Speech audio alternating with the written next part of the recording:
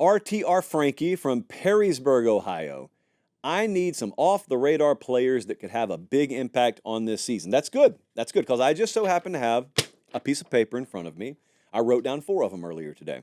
Nick Scourton at Texas A&M is one of them. Nick Scourton could have a really, really big impact year. Remember the way, Frankie, you're a Bama fan. Remember the way you guys used to talk about Will Anderson?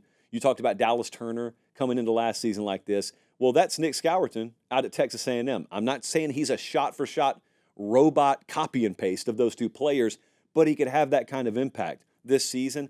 Week 1, they play Notre Dame. They play a playoff contender, week 1. And Notre Dame just lost their left tackle for the season, so they've had to reshuffle on the offensive line. They were already losing 2 tackles to the NFL. Now they lost one that was going to be a replacement.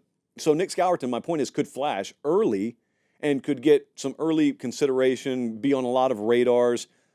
He is a very good player. He was at Purdue last year, by the way. He had 50 tackles, 10 sacks last year. He was second team All Big Ten. I think he could have a huge year. I think at NC State, another transfer here, Grayson McCall at quarterback, could be one of the most important players in that conference because the defense could regress a little bit there. But the trade-off is, offensively, they could be more than they've been in the last several years. NC State's just kind of been an are what they are operation offensively. Well, McCall's over there, got a ton of experience. Offensive line should be good there. Wide receiver core should be good, probably a little underrated. What does he have to give them? He doesn't have to be a Heisman contender.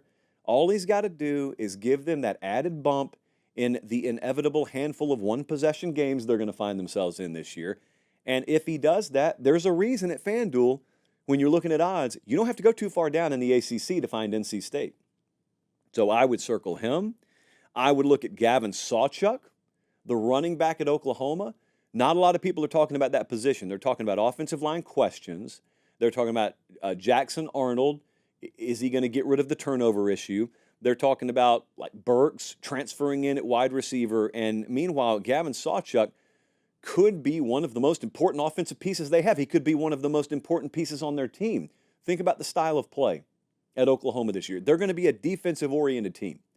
So they're going to be like a rich man's Iowa in that they'll play solid defense.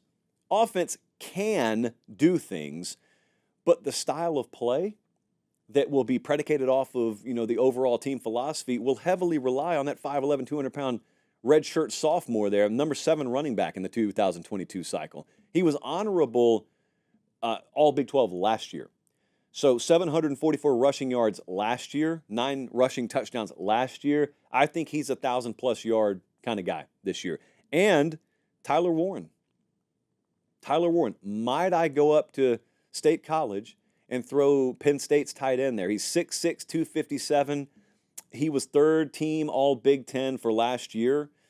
Had 422 receiving yards last year. If Andy Kolonicki's offense that he brings in from Kansas is anything like it was at Kansas, that guy's going to double his production this year. I mean, not double his production. That's a lot. 800-plus yards for a tight end, that's a lot.